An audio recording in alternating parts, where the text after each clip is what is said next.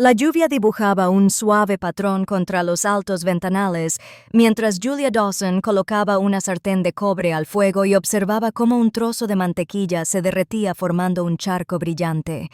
La cocina había sido diseñada para impresionar: mármol blanco, una pared de vidrio y postes de latón mate que captaban la tenue luz, pero se sentía cavernosa con ella sola. Miró el temporizador del pescado, que ya reposaba bajo el papel de aluminio, y luego volvió al arroz, dejándolo tostar lo justo para que desprendiera ese aroma a nueces y esperanzador antes de verter el caldo y remover. En el mostrador del fondo, una botella de vino blanco esperaba en una funda de hielo, sudando ligeramente, y junto a ella había dispuesto una tabla de quesos como recordaba del antiguo restaurante. Abanicar las rodajas, dejar la cáscara, dar brillo a las aceitunas. Era su tercer aniversario. Quería que pareciera fácil. Quería que fuera suficiente. La habitación se inclinó. Al principio, no visualmente.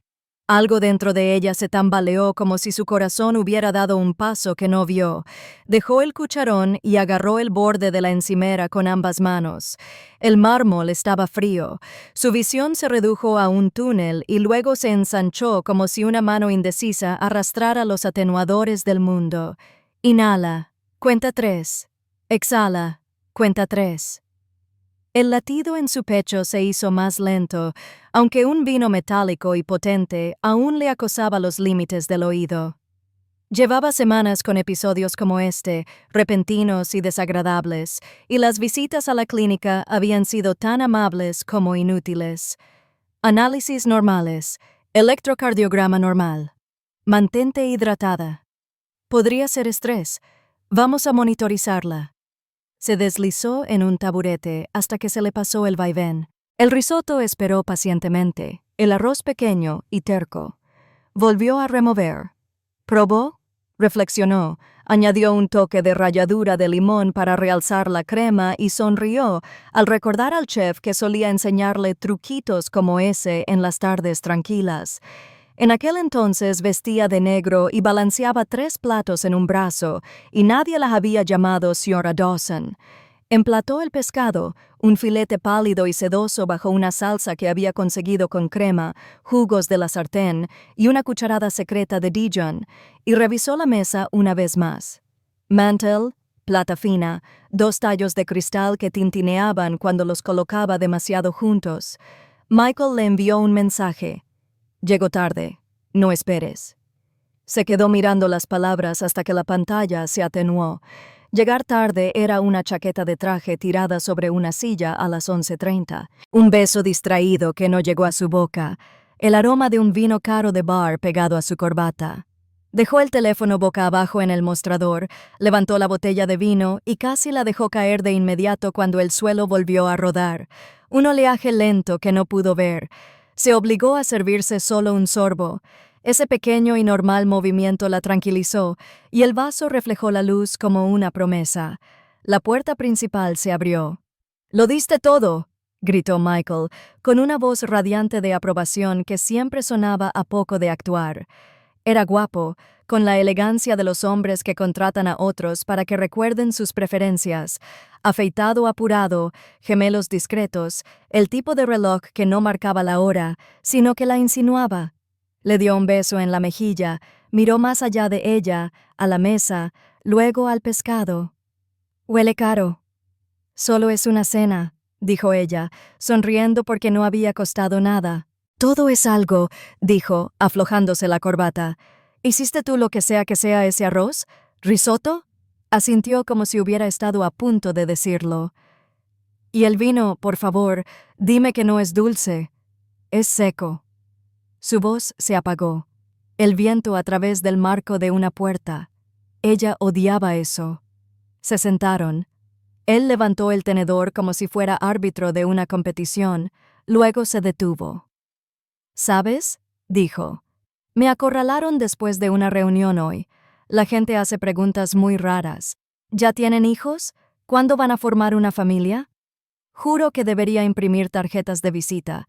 Todavía estamos esperando. O quizás mi esposa no esté lista». Su mano se enfrió al tocar el tallo. Nunca dije que no estuviera lista. Incapaz, dijera lo que dijera, ya aburrido de la distinción. Mira, es solo biología básica para la mayoría de la gente. Sonrió como algunos cierran una puerta. Pero bueno, salud. Brindó por los 3 años. Ella alzó la suya, lo miró a los ojos, oyó el leve tintineo y pensó en la última extracción de sangre que le dejó un moretón sensible en el pliegue del brazo. La amable disculpa de la enfermera. Los médicos se mantuvieron neutrales. Todo parecía estar bien. A veces no obteníamos respuestas. Si algo cambiaba, volvía. Comió. Lo aprobó. Contó la historia de una paciente cuyo nombre sonaba como un yate. Ella intentó seguirla, pero los síntomas se habían retirado a una distancia prudente y habían dejado una neblina tras ella. Y más de una vez se dio cuenta de que había perdido el hilo y asintió de todos modos. Él no parecía notarlo. Rara vez necesitaba que lo hiciera. Cuando retiraron los platos y la radio del rincón puso 2 canciones que no recordaba haber elegido, sonó el timbre. Agnes llegó con un abrigo camel y una sonrisa perfecta para cualquier habitación. Su perfume, de esos caros y discretos que te recuerdan a un escaparate invernal, besó la mejilla de Julia y la sostuvo un instante más de lo debido, como si le leyera la temperatura de la piel. «Cariño, te ves pálida», dijo en voz baja, lo cual era un gesto de amabilidad y también una crítica. «Pero la mesa es preciosa. De verdad, el mantel le sienta bien a las manos». «El tráfico era una pesadilla», dijo Michael, acercando una silla a su madre, algo que nunca hacía por Julia. «Deberías haber visto el desorden en la I-5». Agnes se quitó los guantes dedo por dedo. «Espero que te estés tomando tiempo para ti, Julia. Un salón de belleza de verdad, una piel bonita es una inversión, no un milagro. Y la postura». Se dio unos golpecitos suaves en la espalda con un guante, un metrónomo juguetón. La confianza empieza donde la espalda se niega a ceder. «Los hombres notan, mamá», dijo Michael, divertido, sin advertir. «Es un buen consejo», respondió Agnes, sin perder la sonrisa. «Y si tienes que trabajar tanto en la cocina, contrata a alguien que limpie a fondo los rincones más difíciles. No hay razón para que te quites la juventud. Deja eso para quienes cobran por hora». Julia le sirvió un vaso y mantuvo la voz serena. «Estamos bien. Seguro que tú también. Pero cuando la familia crece, una mirada deliberada, como una pieza de ajedrez. El tiempo se convierte en un lujo irrecuperable». El aire dentro de Julia pareció enrarecerse. Bebió un sorbo de agua y la dejó con cuidado para que no se le vieran las manos. Afuera, la lluvia dibujaba tenues líneas en el cristal como si la noche se estuviera cuadriculando. Volvió a sentir su corazón, contando algo que no podía nombrar. Pensó en las clínicas, las habitaciones ordenadas y sus títulos enmarcados, las frases evasivas dispuestas como flores. Pensó en el silencio que llenaba esta casa cuando Michael no estaba, y Agnes era solo un espectro bien intencionado al borde de un hilo de mensajes. Pensó en cómo el mármol la había estabilizado cuando el mundo se inclinó. Ahora la estabilizaba. «Postre», pidió, y su voz se mantuvo firme. «Hice algo sencillo». «Déjalo», dijo Michael, ya levantándose. «Tenemos que empezar temprano. Las empresas están a punto de cerrar. ¿Entiendes?» Agnes palmeó la mano de Julia, una suave percusión. «Lo hiciste de maravilla, querida». Se puso de pie, el abrigo encontrando sus hombros como un final. Descansar. Una buena noche de sueño hace milagros que nada más puede. Después de que se fueron, la casa se cerró a su alrededor con el suave golpe del pestillo. Los platos esperaban. La radio murmuraba. Se recostó contra la encimera y escuchó cómo la lluvia alargaba sus líneas. Los síntomas durmieron por el momento, pero las preguntas no. Lavó los platos uno a uno, sin prisas, y los puso a secar en una hilera impecable y reluciente, como si el orden mismo fuera una medicina, como si bastara con removerlos lo suficiente para que todo se uniera, brillante y completo. Julia juntó los platos en una pila ordenada, los enjuagó bajo el agua, aún calientes de la tetera, y los metió en el lavavajillas. La casa se sumió en su silencio habitual. Solo la lluvia constante contra el cristal rompía el silencio. Se agachó para limpiar la encimera de mármol por última vez, y fue entonces cuando lo vio.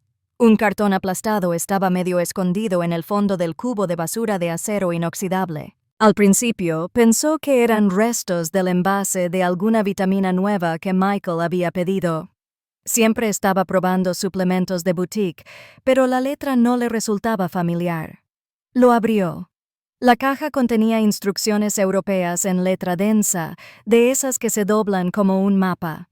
La marca no le decía nada, pero los símbolos de advertencia, los marcados signos de exclamación negros dentro de triángulos rojos, la atrajeron. Lo llevó a su portátil.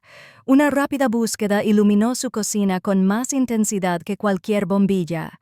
Hipotensión neuroléptica, no aprobada por la FDA, contraindicada sin supervisión psiquiátrica. Efectos secundarios: mareos, arritmia cardíaca, desmayos, riesgo de colapso si se usa incorrectamente.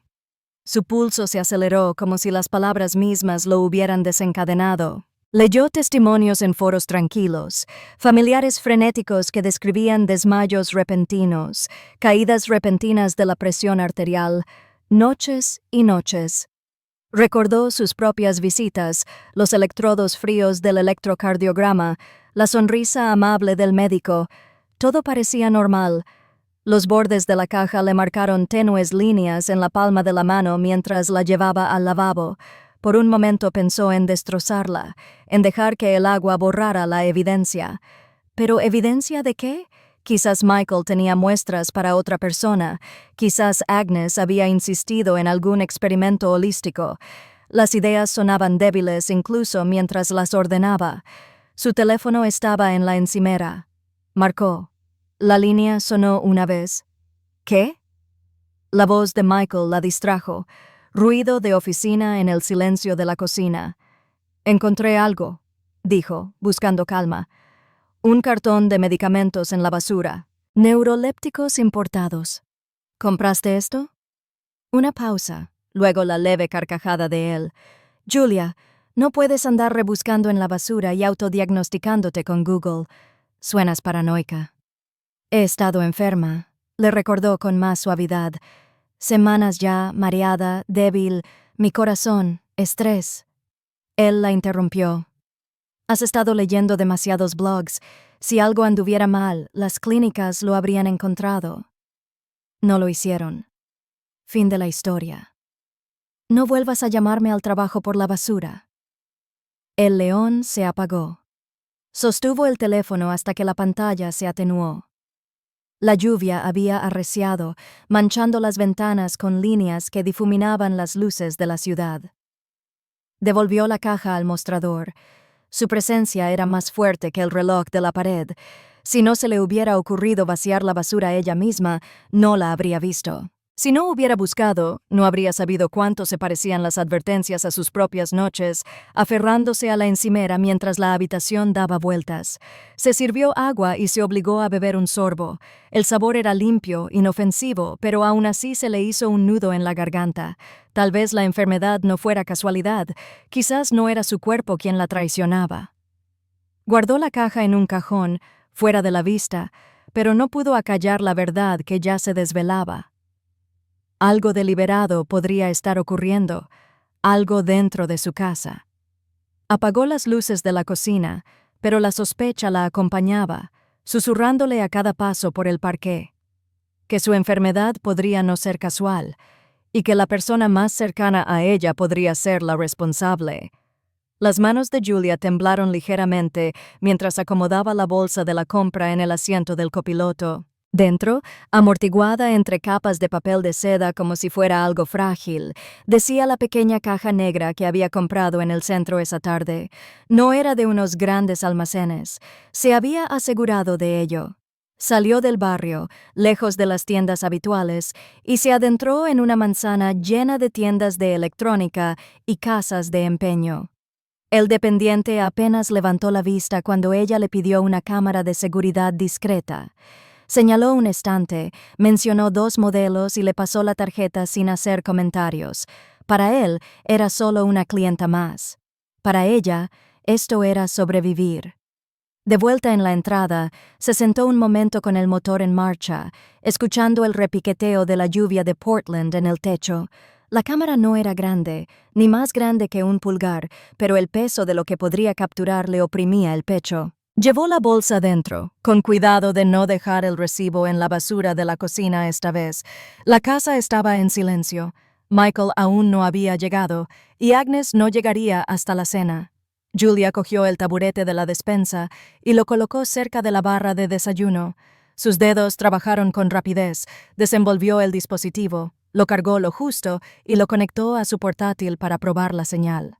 Una imagen pálida de su propio rostro la devolvió. Ajustó el ángulo y encontró el sitio perfecto sobre el mostrador donde siempre se sentaban para tomar café o vino. Cualquiera que estuviera allí estaría a la vista, con la copa y la mano, y el plato al alcance. Lo montó, pegó el cable al ras con cinta adhesiva y lo alisó todo hasta que pareció intacto. Desde un rincón de la habitación, volvió a abrir la aplicación. Imagen nítida, sonido estable, marca de tiempo en marcha, alivio mezclado con temor. Bajó del taburete y lo plegó, ensayando su rostro en el reflejo de la ventana oscurecida. Tendría que actuar, tendría que sonreír. Esa noche preparó su armadura. El vestido era de seda color burdeos, ajustado pero modesto, muy distinto del uniforme de camarera que alguna vez usó. Se rizó el pelo en ondas sueltas, se delineó los ojos suavemente y se aplicó toques de color en los labios. En el espejo parecía mayor de 25 años, no en años, sino en conocimiento. La versión de sí misma que Michael esperaba era dócil, arrepentida y agradecida. Esta noche le haría creer que ella era esa mujer mientras la cámara buscaba la verdad. Cuando Michael entró por la puerta, sacudiéndose la lluvia del abrigo, se detuvo a mitad de camino. «Bueno», dijo, arqueando las cejas, «¿no te ves diferente?» Ella ladeó la cabeza, sonriendo levemente. «Feliz aniversario». La besó en la mejilla, premonitorio pero con aprobación, y miró hacia la mesa. «Te superaste. ¿Cuál es la ocasión?» «Es el 3er año», dijo ella, alisándose el vestido. «Vale la pena destacarlo, ¿no crees?» Él rió, una cálida risa que casi disimuló la irritación que se sentía. «Supongo que tienes razón». Se sentaron juntos en la barra. Julia sirvió agua en un vaso y vino en otro, con movimientos gráciles y expertos. Se disculpó, solo revisando el horno, y se metió en la cocina con el corazón latiéndole con fuerza. En su teléfono, la transmisión mostraba a Michael solo, tomando la botella de vino. Sirvió el vino en ambos vasos y luego metió la mano en el bolsillo. Un pequeño paquete brilló bajo la luz al abrirlo con un gesto casual. El polvo cayó en cascada en su vaso. Lo removió con un tenedor, mirando hacia la cocina como si estuviera atento a sus pasos, y luego guardó el paquete en su chaqueta. Un momento después, se inclinó sobre su plato de risotto y espolvoreó el resto, removiendo rápidamente. Su expresión era tranquila, casi aburrida como la de un hombre que echa sal. A Julia se le revolvió el estómago, pero mantuvo el ritmo incluso al regresar, como si nada hubiera pasado. Tomó asiento, levantó su copa y lo miró a los ojos. Él levantó la suya y chocó las suyas. «Por nosotros», dijo. «Por nosotros», repitió ella. Se llevó el borde a los labios y dejó que el líquido los rozara, inclinándolo lo justo para humedecerse la boca sin tragar. Sonrió, dejó el vaso y levantó el tenedor. Un pequeño bocado de risotto rozó solo sus labios, luego lo apartó. Secó la servilleta y murmuró lo delicioso que estaba. Michael parecía complacido, asintiendo, masticando, observándola sutilmente. Si notó su vacilación, no la demostró. Él extendió la mano y la rozó con una calidez calculada, el retrato de un esposo devoto. Dentro, Julia contaba los segundos. La cámara lo había visto todo. Esta noche no se desplomaría contra el mostrador, jadeando. Esta noche se alejaría de la mesa, sabiendo que la verdad había sido grabada. Masticó un último bocado de pan para presumir, y su corazón se tranquilizó con un latido diferente, esta vez no de miedo, sino de determinación. Volvió a sonreír, con la suficiente intensidad como para engañarlo, y levantó su copa una vez más. La luz roja de la cámara permaneció oculta, su testigo silencioso capturando cada fotograma de la actuación. A la mañana siguiente, Julia estaba sentada a la mesa de la cocina con su portátil abierto, la persiana aún bajada para protegerse de la tenue luz de Oregón. Sus manos se cernieron sobre el teclado antes de obligarse a hacer clic en el archivo guardado. El video se desplegó en la pantalla con gran detalle. Michael levantó la botella, sirvió vino, rompió el paquete, el polvo blanco se disolvió en su vaso con un suave remolino, luego en su comida. Revolvió rápidamente, con el rostro sereno, casi aburrido. Miró por encima del hombro una vez, hacia el mismo lugar donde ella había estado, fuera de la vista. Luego suavizó su expresión y se sentó como si nada hubiera pasado. A ella se le encogió el estómago. Lo había visto con sus propios ojos la noche anterior, pero verlo ahora con el testigo indiferente de la cámara convirtió la sospecha en certeza. No estaba en su cabeza. No era el estrés, ni las hormonas, ni el diagnóstico impreciso que le habían dado en las clínicas. Michael la había estado envenenando. La persona que brindó por ella con una sonrisa había intentado silenciarla. Se recostó, la silla crujió y exhaló lenta y cuidadosamente. El miedo intentó llenar el espacio a su alrededor, pero la determinación la presionó. No podía enfrentarlo todavía, no sin un plan. Necesitaba más de un video. Necesitaba un patrón, algo innegable. Así que ensayó un nuevo papel. Esa noche, cuando Michael regresó, le permitió servirle el té, sonriendo levemente mientras él colocaba la taza delante. Esperó a que se girara para revisar su teléfono, luego se la llevó a los labios, dejó que el vapor le rozara la cara y la inclinó lo justo para dar un sorbo convincente. Más tarde, vació el contenido en el fregadero, enjuagó la porcelana y la volvió a guardar en el armario como si se hubiera bebido hasta la última gota. Los días se pusieron en ritmo. Michael le traía vasos de zumo por la mañana, chocolate por la noche, pequeñas ofrendas envueltas en la suave voz de un esposo cariñoso. «Has estado muy pálida últimamente», murmuró una noche, colocando una taza humeante delante de ella. «Esto te ayudará». Su mirada se posó en ella con fingida preocupación. Ella le devolvió la sonrisa, se llevó la taza a los labios y se disculpó para ir a buscar una servilleta. En el baño, vertió el dulce líquido por el desagüe. El aroma a chocolate se quedó en el lavabo como prueba de su farsa, y algo cambió. El mareo que la había atormentado comenzó a desaparecer. El corazón se alivió. Su piel se calentó. Por primera vez en semanas, despertó sin la sensación de que la habitación daba vueltas. La ausencia de enfermedad era su propia prueba, tan condenatoria como el video. Cada día que evitaba lo que él le daba, su salud se recuperaba un poco más. Michael, sin embargo, parecía casi revitalizado por su supuesto declive. Le tocaba el hombro con más frecuencia, le preguntaba cómo se sentía y se quedaba en la puerta con el ceño fruncido por la preocupación. «Deberías descansar», le dijo, poniéndole un vaso de jugo en las manos. «Odio verte así». Su ternura era una máscara, pero la llevaba bien. Cualquiera que lo viera pensaría que era devoto. Julia le siguió el juego.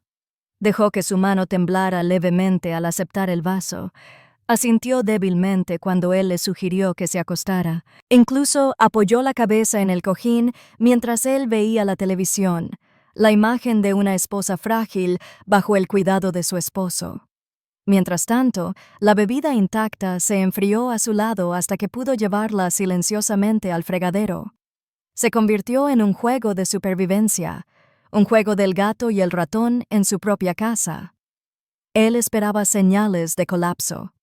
Ella le ofrecía debilidad en el momento oportuno, un suspiro, una mano apretada contra su sien.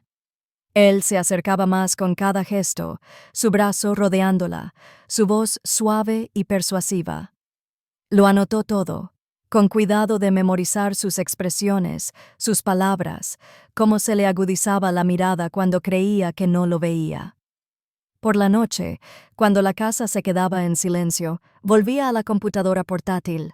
Catalogaba cada clip, etiquetaba cada archivo, lo observaba echar polvos en su té, su jugo, sus comidas. Se convirtió en una colección sombría, una biblioteca de sus traiciones.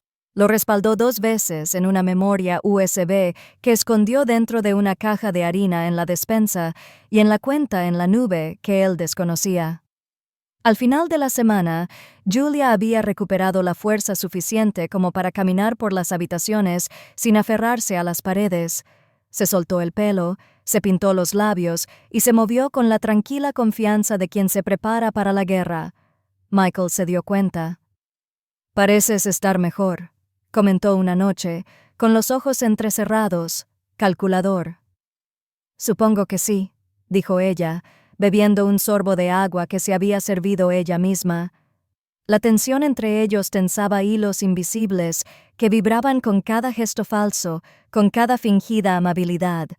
Él creía que ella aún estaba bajo su control, demasiado débil para resistirse. Ella le permitió creerlo, incluso mientras la verdad se acumulaba en archivos y unidades ocultas. El acto era agotador, pero necesario, porque cuanto más actuaba, más claro se volvía el final. No solo estaba reuniendo pruebas de lo que él había hecho, se estaba preparando para sobrevivir. Julia esperó a que Michael se fuera a la oficina antes de marcar el número que no había tocado en años. Su pulgar se cernía sobre el contacto. Rebecca Carter lo había guardado bajo el nombre de Becky Foster con una vieja foto de una reunión a los 21. En aquel entonces eran 2 chicas riendo con un café, orgullosas de haber pasado el sistema sin romperse. Presionó el botón de llamada sin pensarlo 2 veces. Julia. La voz del otro lado era cálida, sorprendida. Ha pasado una eternidad.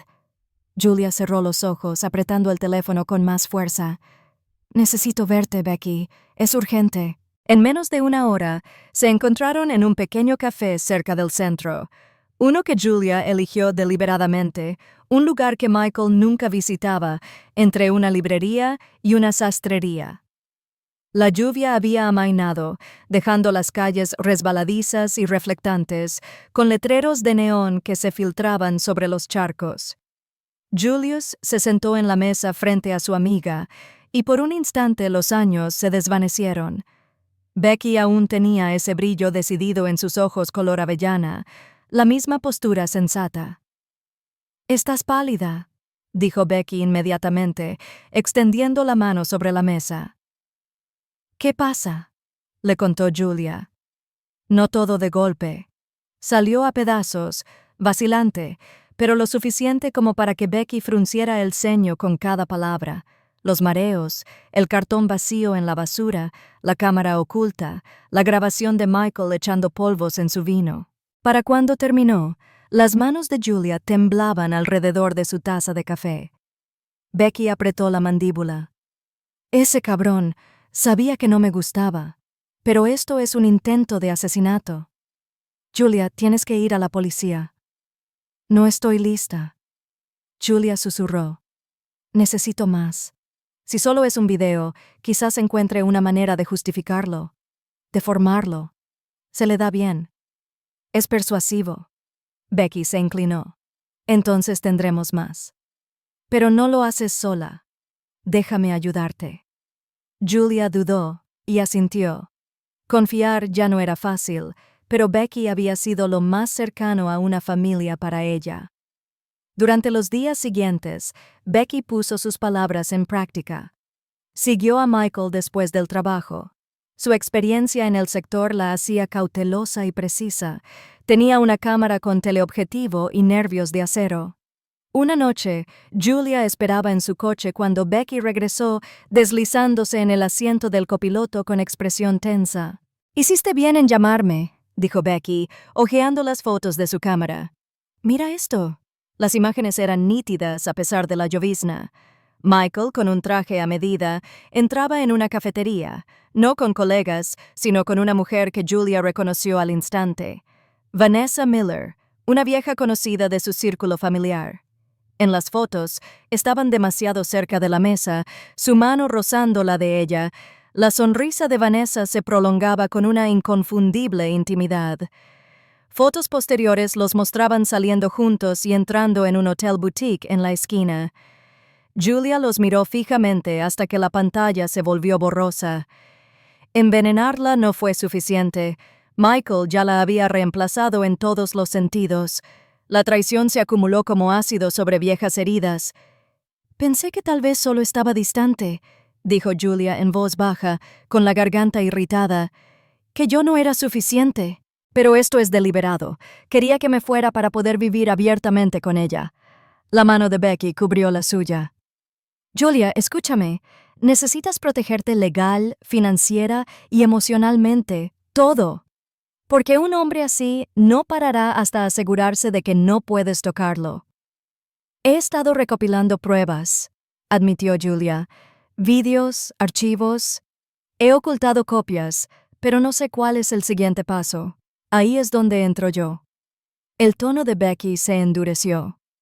«Tengo contactos, abogados especializados en casos de violencia doméstica. Necesitas empezar a documentar el proceso, los extractos bancarios, las visitas médicas, esas grabaciones. Si te mueves con cuidado, puedes solicitar el divorcio con ventaja. Y necesitas estar lista para irte en cualquier momento. Maletas hechas, dinero guardado». Julia tragó saliva, pensando en la maleta escondida al fondo de su armario. «Ya he empezado». «Bien, porque en cuanto se dé cuenta de que no estás empeorando, intensificará la situación. No puedes subestimar a alguien que ya ha intentado envenenarte». Las palabras le resultaron duras, pero necesarias.